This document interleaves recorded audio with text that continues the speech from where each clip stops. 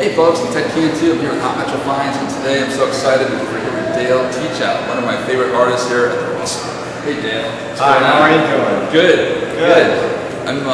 Today's the last day of the show, and pretty exciting show. We're going to show you some scenes today and find out what your inspirations are for creating all this cool, wonderful stuff. Thank you. Let you know whatever I think that viewers might want to see. Yeah, absolutely. I mean, the last time we had you on, you were doing the Great Van Gogh piece, which is right over there, and we got some other great pieces too. You want to kind of show us around a little bit? Okay, that's fine. Behind us, you want to start? Yeah, let's start here. Directly behind us is a piece when I made it when I was living and working in a church, the 1925 church.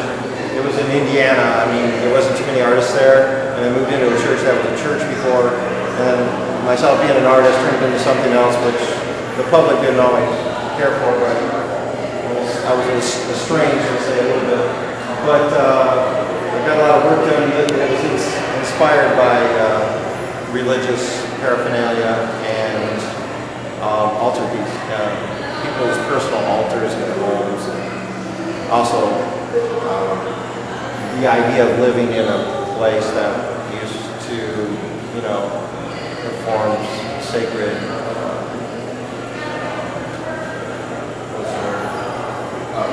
rituals. Okay. So all these things came from an old church? A lot of this, I use synthetic gold a lot, these people here represent the fall of man, where you have some religious artifacts, like some different Jesuses that I found here and there, and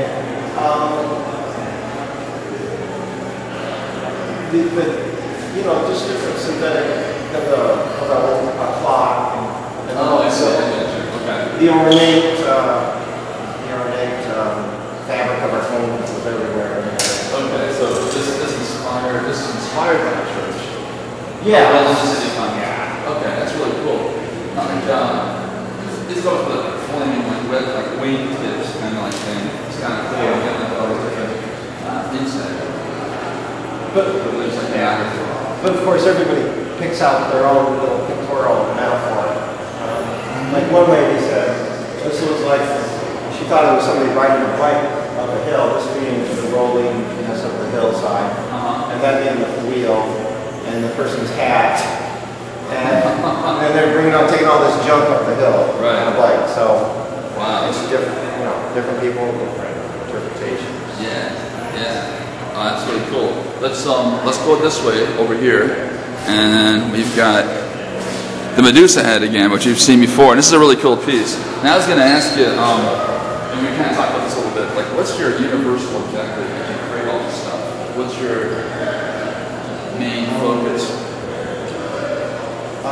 This was part of the head series that I started, and this was the first one in the giant junk head series.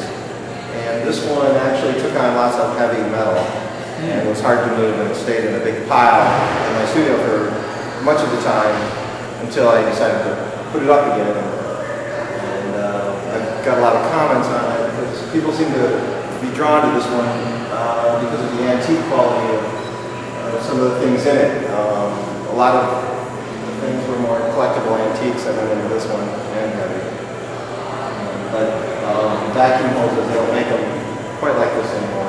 Yeah, it's like an old Electrolux hose, like 40 or something. Yeah. Where do you find this stuff? Roadside,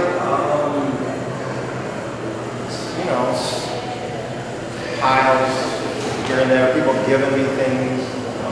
Where's your, last time I seen this piece, they had a little plaque on it saying it was cholesterol-free art or something. Remember that? Well, it's just a little collage work that I, put there just off the cuff. That's That's the name of the show, off the cuff. Okay. Well, very cool. So, this is amazing, man. So, like, why junk? Why do you make things like junk? What was your big inspiration for that? I've been a collector. When I was a kid, I had a junk drawer. Did you have a junk drawer? Yeah, of course. And you just kind of broken things go in there and actually look better than the fully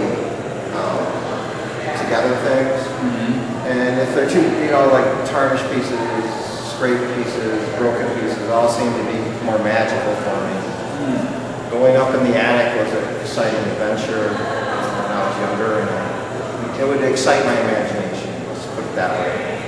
And I just think, I don't think I had a lot of toys when I was a kid, and I think, seeing free stuff just kind of drew me in as well. And now I collect. It's like, I can turn away, but if I see something, sure enough, I'll be back to take it and organize it in my studio. So. Wow, that's really can't help it. That's awesome. Let's check out the customer service piece over there. I want to see the dinner party. Okay. Yeah. The picnic, you got some stories about that.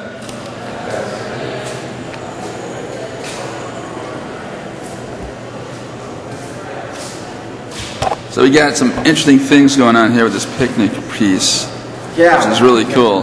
This guy is serving the burger is really interesting. He's like, that's like customer service with a smile, more or less. Actually, Big Boy's arm. Oh, is it really? Oh yeah. And that's actual Big Boy plastic hamburger. Oh really? And this is Big Boy plastic hamburger. We aim to please. We're authentic at this particular table. This here is their child, obviously.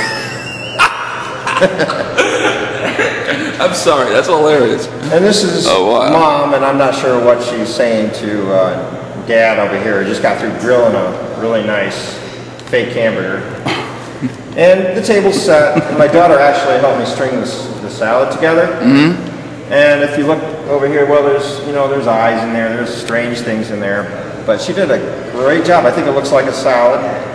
We have, nails and chicken, and this is bread, and these are your silverware, and everybody, it's just like, the picnickers, like when I made these two as a couple,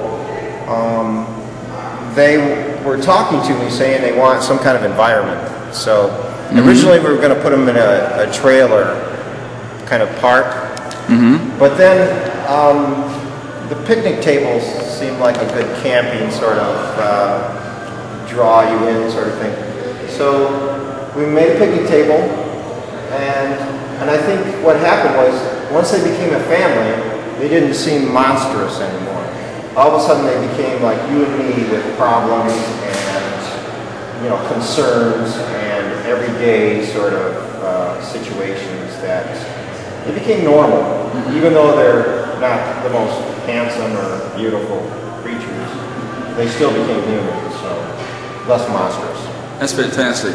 Thank you. That's fantastic. I love that. There's so much.